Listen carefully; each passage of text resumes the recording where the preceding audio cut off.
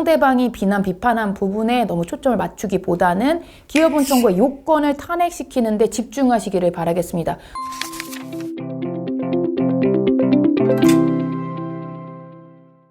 안녕하세요. 여러분의 상속메이트 최혜리 변호사입니다. 오늘 말씀드릴 주제는 기여분 청구 소송을 당하신 분들이 보셨으면 하는 영상입니다. 기여분 청구 소송을 당하신 분들도 굉장히 좀 많이 당황을 하시거든요. 그래서 어떻게 대응하면 좋은지에 대해서 말씀드리려고 합니다. 기여분 청구는 간단하죠. 피상속인을 특별히 부양을 하였다. 혹은 상속재산을 유지하거나 증가시키는데 경제적 기여를 하였다. 라고 생각하신 분들이 기여분 청구 소송을 하는 것입니다. 그런데 문제는 기여분 청구를 하셔야 될 만한 분들이 아닌 정말 그냥 아무나 하시는 경우가 있거든요. 저도 이제 기여분 소장을 많이 받아보는 입장이고 제가 기여분 소송을 많이 하는 입장에서 이런 걸 소송을 했다고? 라고 생각하는 경우가 있어요. 그러면 그런 경우에는 이제 상대방들이 정말 급 분노 상태에 빠집니다. 그런데 기여분 청구 소송을 당했다고 해서 그렇게 흥분 상태에 빠지시면 절대 안 됩니다. 간단히 말하면 뭐냐면 기여분 청구를 하는 입장에서는 특별한 부양을 했음을 입증하기 위해서 상대방에 대한 비난, 비판을 하는 경우가 있어요. 있을 수밖에 없고.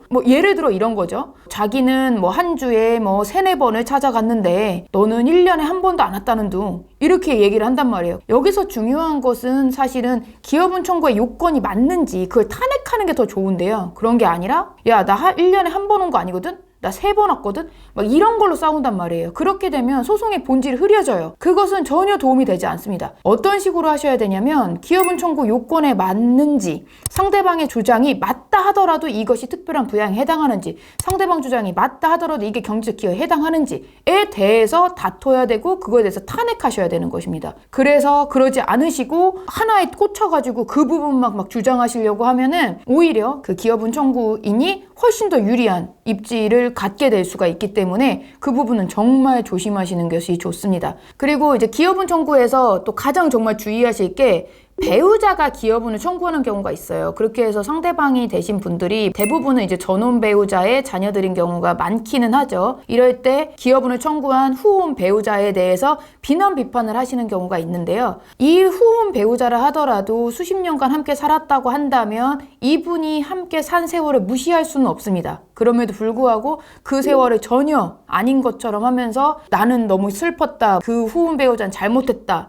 이렇게만 주장을 하시면 이 부분이 법원의 입장에서 볼 때는 크게 좋게 보이지는 않거든요. 그럴 때는 이러기보다는 배우자가 주장하는, 이 청구인이 주장하는 부분은 그냥 배우자로서의 할 수 있는 정도의 도리인 것이지 이 부분이 특별한 부양이라 볼 수는 없다. 그리고 배우자가 어떠한 경제적으로 함께한 게 있다 하더라도 배우자 또한 받은 게 있지 않느냐. 그러니까 이거는 특별한 경제적 기여라 볼 수 없다. 라는 식으로 좀 잔잔하게 갈 필요가 있거든요. 서면에다가 너무 비난 비판에 너무 이렇게 작성하시는 건 정말 저희가 지양하고 저희 같은 경우는 절대 하지 말라고도 많이 하는데요. 그럼에도 불구하고 너무 하고 싶다 하면은 그때는 자기 스스로의 탄원서 정도를 한 번 정도 제출하는 것이 좋지, 또 탄원서를 또 내고 이런 것도 좋아 보이지 않습니다. 법원의 입장에서 볼 때는 제3자예요. 양측 말이 모두 다 믿기지 않고 양측 말이 모두 믿기는 상황이란 말이에요. 그런데 너무 분노에 쌓여 있는 사람의 말은 오히려 들리지 않습니다. 그렇기 때문에 기여분을 청구하는 부분이 다소 틀린 부분이 있다. 사실관계에 맞지 않는다. 혹은 사실관계에 맞는 부분이 있어도 너무 과대표장되어 있다.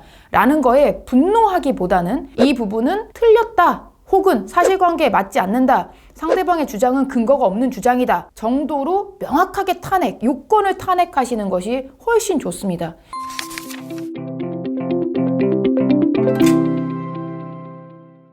오늘의 영상은 기여분 청구를 당했을 때 어떻게 대응하면 좋은지에 대해 말씀드린 것입니다.